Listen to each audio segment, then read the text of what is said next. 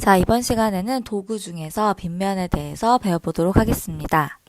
자, 어떤 물체를 이렇게 위로 이렇게 올리고 싶습니다. 그런데 이렇게 위로 올릴 때 이 무게가 너무 무거워서 힘이 들 경우에 자, 여기에 어떤 걸 할 수가 있냐면 여기에 어떤 판을 이렇게 깔 수가 있겠죠. 어떤 판자를 깔면은 이 물체를 어떻게 들어 올리냐면 자, 여기서 그냥 밀어서 이렇게 올릴 수가 있습니다.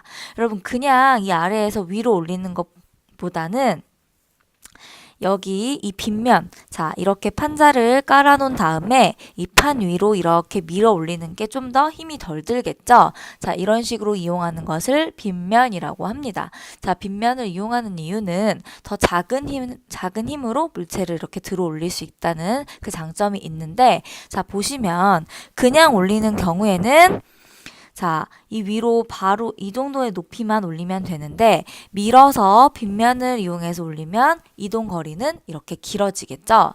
자, 결국에 자, 빗면을 이용하면 어떻다? 힘은 준다. 힘은 덜 들지만 거리는 늘어난다. 이렇게 볼 수가 있습니다. 자, 예를 들어서 자, 여기가 2m였습니다. 2m로 이렇게 위로 올려 들었고요. 이 물체의 무게는 100N입니다. 그러면 100N짜리 물체를 2m 들어 올릴 때 한 일이 얼마죠? 그쵸? 100N 곱하기 2m 하면 200주를 일을 했다. 이렇게 볼 수가 있겠죠.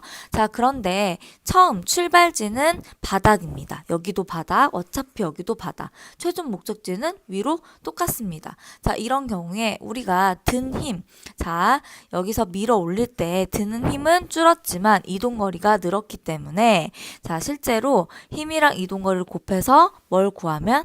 일을 구하면 그냥 올린 이 일이랑 똑같다고 할 수가 있습니다.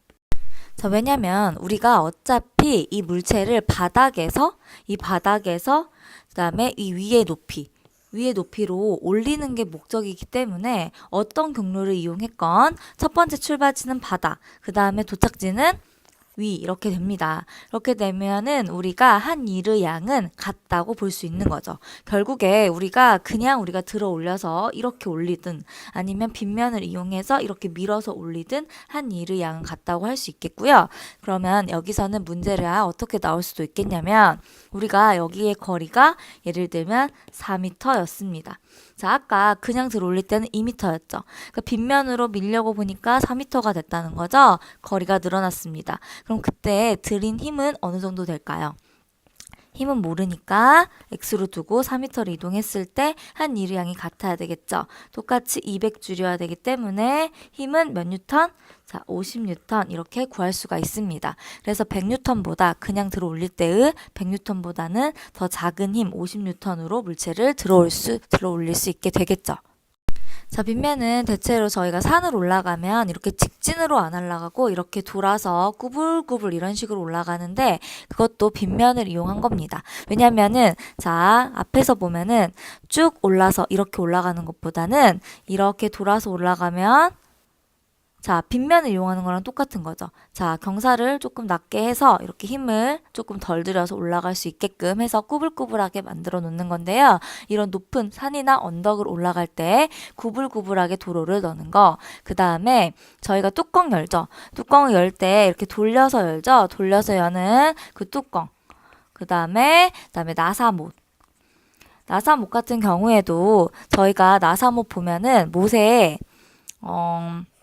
이런 식으로 이렇게 홈이 돼 있는데 그래서 돌리면 되죠.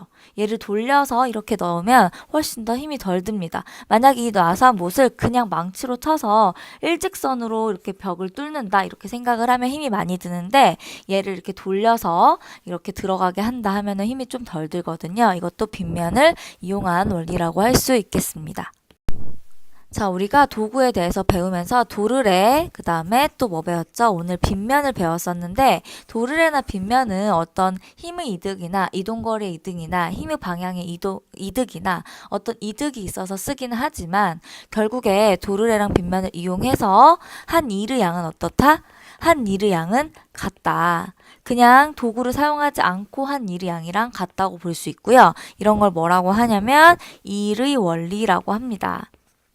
어떤 원리? 일의 원리 이렇게 얘기를 하는데 일의 원리는 도구를 사용할 때나 도구를 사용하지 않을 때나 어차피 한 일의 양은 같다. 그게 일의 원리고요. 일의 원리를 우리가 개념을 알고 있으셔야 되겠습니다.